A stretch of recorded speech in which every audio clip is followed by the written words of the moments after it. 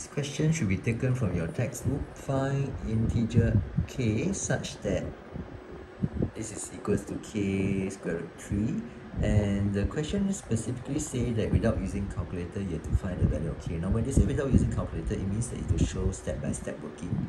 You cannot just press calculator and then from the calculator get the value of k. Alright, now there are a few so this is a question which I was referring to when I say simplifying surds. So this is a question which involves purely simplification of surds. How do we do that? Now there are a few ways you can approach this question. Firstly, you can multiply in like expansion, okay? But I choose not to do that. I prefer to simplify the things inside. And looking at this question, I can see that 12, I can square root 4. 4 is hiding inside this 12. 4 is hiding here also. Okay, so what I do is, I do this.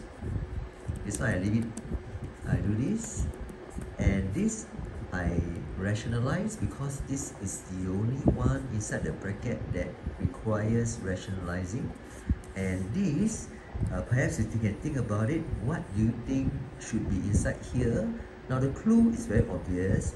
You can see after I square root this and I square root this, right, I'll be left with square root 3 times square root 2, which is square root 6.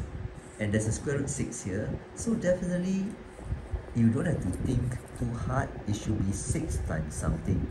And the other something, the number here, should be a number that can be square rooted. So you take 216 divided by 6, you will get 36. And true enough, 36 can be square rooted to a nice integer. And from here, you can get this. This 2 over 6 is 1/3. No number here doesn't mean 0, there's a 1 here. And 6 times 3, later you get 18, divided by 2 is 9. And square root 6 as expected. Okay?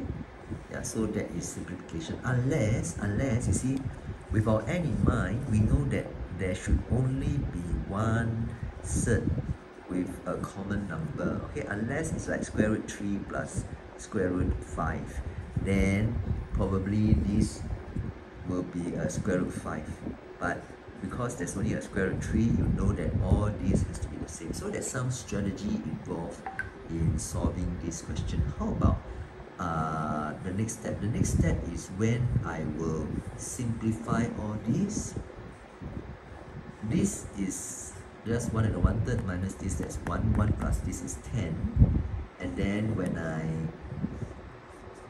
take square root 6 divided by square root 2, because they are both square root, I take 6 divided by 2, that's square root 3. Okay, so the value of k should be 10. Do check for any careless mistakes. Thank you.